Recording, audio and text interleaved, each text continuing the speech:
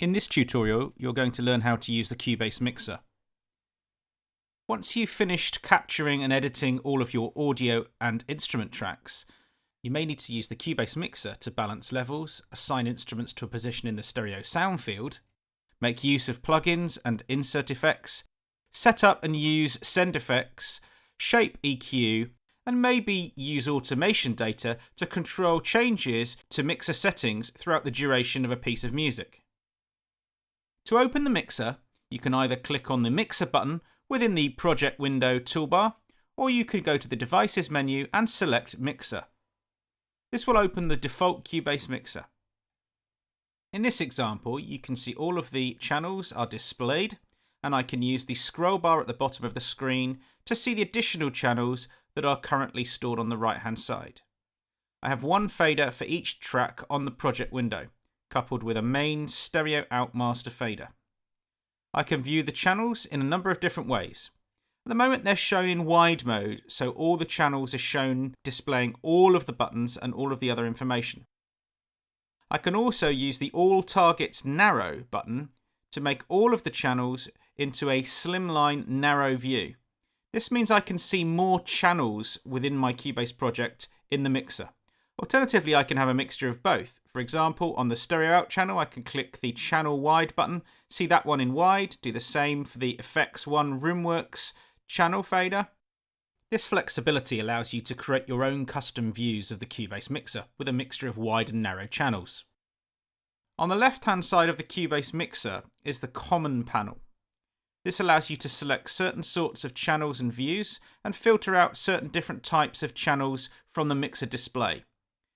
Anywhere where you can see an orange light indicates that a certain type of channel is being hidden. Currently, I'm hiding the input channels.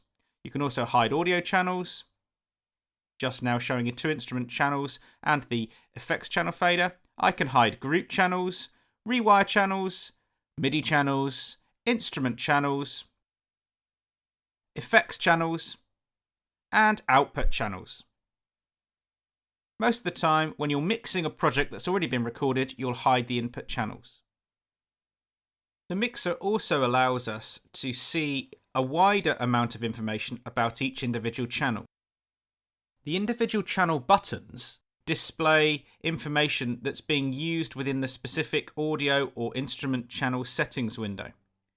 For example, if we look at the sax solo track here, let's turn it into wide view. This button indicates that insert effects are being used on the channel, that the EQ is being used, and that a send effect is set up and being used. In order to see the channel information in more detail, you can open up the audio channel settings by clicking the E button. On the left-hand side is the inserts. In the middle are the 4 bands of EQ, coupled with a graphic display at the top of the screen of any EQ changes. And on the right-hand side, you'll see the send effects. You'll also notice that on the right-hand edge is a repeat of the channel fader and the associated buttons, and even information on the input-output connections for the specific channel. The Cubase mixer can also display an extended view. If you click on this button in the top left-hand corner, it will expand the view. This makes the mixer look a lot bigger. You can now choose from the extended Common panel to show different sorts of information about all the channels. For example, if we click on this button, it shows all the insert effects. If we make all the channels wide, you can actually see each individual insert effects slot and where insert effects are being used. Here we can see a compressor, a chorus on the sax section, and another compressor on the sax solo, Roomworks, and a multi-band compressor on the main stereo output channel. If we select the EQ Common button, we can now see the 4 bands of EQ and any associated changes in the EQ graph within each channel. You'll notice that most of these buttons do not display this information unless they're set in wide mode. If you want to create and store your own customized views of the Cubase mixer, you can use the Mixer View Sets function. For example, let's set all the channels to wide view mode, and now let's save this. If we click on the Store View Set button in the bottom left-hand corner of the mixer, we can now give this a name. We'll call this All Channels Wide, and click OK. This will now store that view. If we now decide to create another view where all the channels are narrow, and then we'll just make the drum channels wide along with the stereo out and the Rimworks effects channel, we can now store this again. And this time we'll give it the name drum channels and click OK. This will have now stored another channel view set. I can now use the drop down arrow and see the different channel view sets. Very quickly I can switch between different views of the Cubase mixer. Let's now just recap on the buttons within a mixer channel.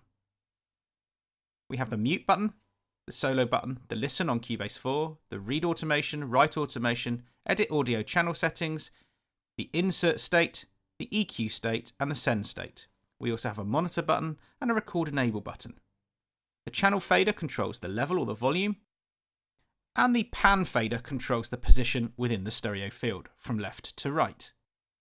The Cubase mixer allows you to control all the sounds from the channels that you've created within your Cubase project to create an effective mix.